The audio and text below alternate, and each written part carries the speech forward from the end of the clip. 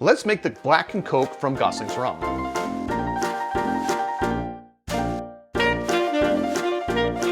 So to make this drink, I'm going to start by filling my pint glass with ice. Now, since I've not measured how much ice this is, I'm going to try and figure out what is equal parts here. And I'm going to start with my rum. So I'm going to start with 2 ounces of my Goslings Rum. 2 ounces is 60 milliliters.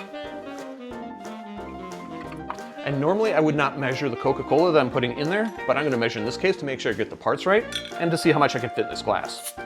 And I am using Mexican Coke. Use the Coca-Cola that you like. So I'm now going to put 2 ounces of the Coca-Cola in there.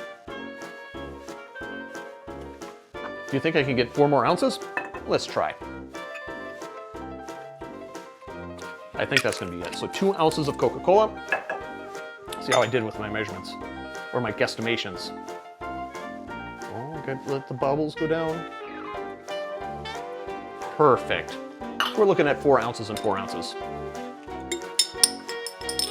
The lid will go somewhere later. Add a straw and garnish. The garnish is optional, but it is a lime wedge, and they do squeeze it in there. So it may have just crossed into Cuba Libre territory. And then they drop it in. And there you have it, a Goslings Black and Coke. Drink for good spirits.